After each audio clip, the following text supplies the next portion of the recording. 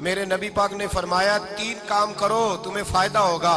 حضرت عبد الرحمن ابن عوف فرماتے ہیں میں نے اس کا تجربہ کیا اس حدیث کا, اور آپ فرمایا کرتے تھے مجھے اللہ کی عزت کی قسم جو میرے نبی نے کہا حق اور سچی کہا ہے, حق اور سچ کا ہے. حضور سید عالم صلی اللہ علیہ وسلم نے فرمایا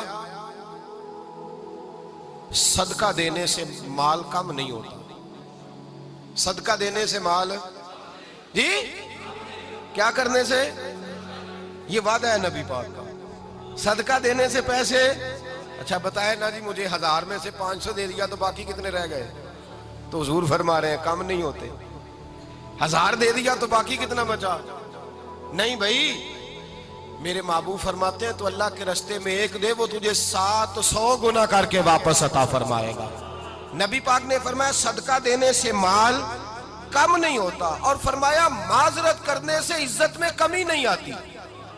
معذرت کرنے سے عزت میں کمی, اللہ اکبر, معذرت کرنے سے عزت میں کمی.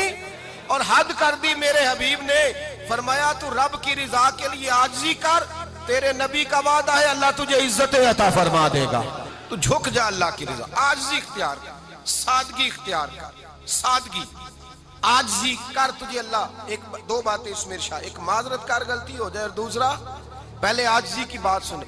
حضرت عمر بن عبدالعزیز بادشاہ تھے, سوئے ہوئے تھے, غلام بھی پاس آرام کر رہا تھا, مہمان بھی آئے تھے. غلام کی ڈیوٹی تھی ہر وقت حضرت کے پاس رہنا. اب سوئے ہوئے ہیں, دیر ہو گئی, غلام بیچارہ تھوڑا تھوڑا اونگ آتے آتے سو گیا. حضرت چراغ روشن تھا, کچھ لکھ رہے تھے, مہمان بیٹھا تھا, خادم سو گیا. اب چراغ نہ آہستہ آہستہ گل ہو گیا, بجھ گیا. حضرت اٹھے, بوڑھے آدمی تھے, چراغ صحیح کرنے. مہمان کہنے لگے حضور میں نہ کر دوں, میں نہ کر دوں. کہنے لگے نہیں تم مہمان ہو, مہمان سے خدمت نہیں لی جاتی. تو اس نے کہا غلام کو جگائیے. فرمانے لگے ابھی تو بیچارہ سویا ہے اور نیند سے بیدار کر دوں. خود گئے, اس میں تیل دوبارہ ڈالا, بتی ٹھیک کی, جلائی, واپس آ گئے. وہ مہمان, اب بادشاہ کا مہمان بھی تو کوئی بادشاہ ہی ہوگا نا. کہنے لگا حضور آپ اپنے کام خود کرتے ہیں, کیا لفظ ہے, کیا حسن ہے, اور 2 جملوں میں کیا تاثیر ہے. آپ فرمانے لگے ہاں میں اپنے کام خود کرتا ہوں. جب میں گیا تھا تب بھی عمر بن عبدالعزیز ہی تھا, اور جب چراغ صحیح کر کے واپس آیا ہوں تو پھر بھی عمر بن عبدالعزیز ہی ہوں. میرے اندر کوئی تبدیلی آئی, میں وہی ہوں جو گیا تھا.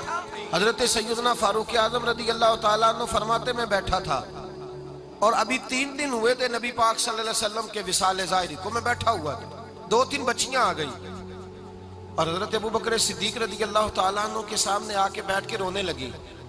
جناب صدیق اکبر رضی اللہ تعالیٰ عنہ کا بچیوں روتی کیوں ہو؟ تو کہنے لگے آپ خلیفہ بن گئے ہیں. جب سے ہمارے ابا کا انتقال ہوا تھا ہمارا ذریعہ معاش یہ تھا کہ ہم نے بکریاں رکھی ہوئی تھی. آپ روز آتے تھے, بکریوں کا دودھ دھوتے تھے, ہم پی بھی لیتی تھی, بیچ کے گزارا بھی کر لیتی.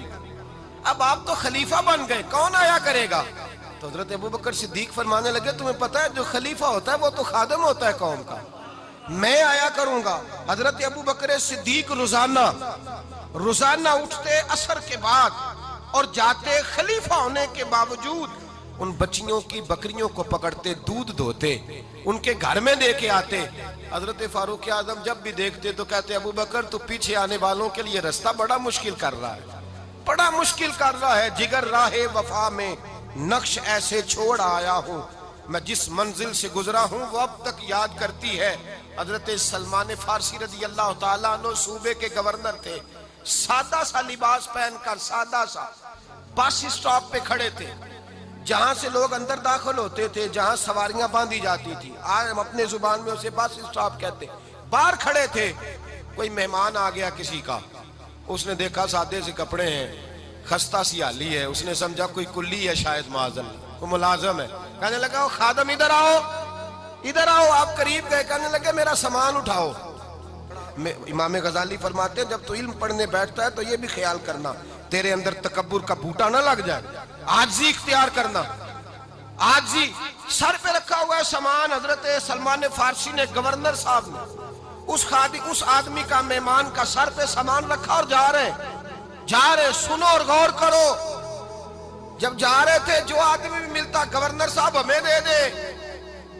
مہمان پریشان ہو گئے, کہنے لگے حضور آپ گورنر ہیں؟ فرمانے لگے نہیں, یہ تو میرا دنیا داری کا نام ہے جو ان لوگوں نے رکھا ہوا ہے، اصل میرا نام وہی ہے جو تو نے لے کے پکارا ہے، اصل نام وہی ہے۔ تو نے کہا غلام ادھر آ، آپ فرمانے لگے پہلے میں ایک یہودی کا غلام تھا، پھر رب تعالیٰ نے فضل کیا تو میں محمد عربی کا غلام ہو گیا، رسول اللہ کا غلام ہوں، اور جب میں نبی پاک کا غلام ہوا ہوں تو اس سارے صوبے کا امام ہو گیا ہوں، تو اصل تو میں غلام ہی ہوا نا۔ دوسرا میرے نبی پاک صلی اللہ علیہ وسلم نے، ایک تو عاجزی سے عزت ملتی ہے، تکبر سے عزت، وہ جو بندہ جھجکتا ہے نا تیرے نیڑے جانے سے، تو کہتا ہے میری بڑی عزت کرتا ہے، وہ عزت نہیں کرتا۔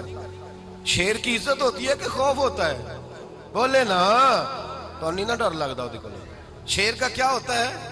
خوف، اس کی عزت نہیں ہوتی۔ تو درندہ ہے، درندوں کی بھی کبھی عزت ہوتی ہے؟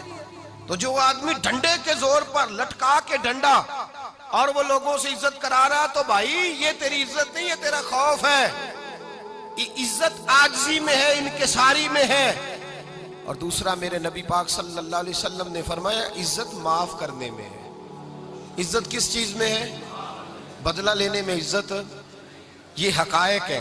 عزت بدلہ لینے، جس نے ایک تھپڑ کے جواب میں 2 مارے وہ باعزت نہیں، بلکہ مسند امام احمد بن حنبل پڑھی، حضرت موسیٰ علیہ السلام کوہ طور پہ کھڑے، میرے رسول پاک علیہ السلام فرماتے ہیں جناب موسیٰ علیہ السلام نے اللہ کی بارگاہ میں عرض کیا، اے اللہ ساری دنیا کہتی ہے ہم عزت والے ہیں، ہم عزت والے، من اعز عبادہ کا یا اللہ، اے اللہ تو بتا تیرے بندوں میں عزت والا کون ہے؟ تو حضرت موسیٰ کہتے ہیں رب کریم نے فرمایا اذا قادرا غفارا، جس کے پاس بدلہ لینے کی طاقت ہو پھر بھی معاف کر دے وہ بڑی عزت والا ہوا کرتا ہے۔ جو اینٹ کے جواب میں پتھر مار سکتا ہو، جو گولی کے جواب کے اندر 15 گولیاں مار سکتا ہو لیکن معاف کر دے وہ بڑی عزت والا ہے۔ عزت والا ہے جو معاف کرے۔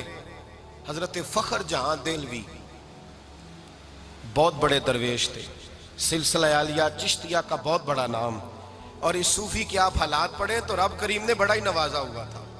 دلی کی جامع مسجد کے خطیب، اور ان کی کرامت یہ تھی کہ جو آدمی آ کے سامنے کھڑا ہوتا تھا نا اسے بتانا نہیں پڑتا تھا کہ میرے دل میں کیا ہے، بتانا نہیں پڑتا تھا۔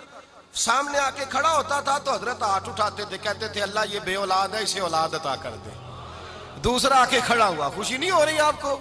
دوسرا آدمی کھڑا ہوا، دوسرا آدمی، اس نے آ کے کہا دعا کے لیے سامنے کھڑا ہوا تو حضرت کہنے لگے اے اللہ بیمار ہے، وہ کہتا میرے دل میں بات تھی مجھے بتانی نہیں پڑی، اتقوا فراست المومن فإنہ ینظر بنور اللہ، نبی پاک نے فرمایا مومن کی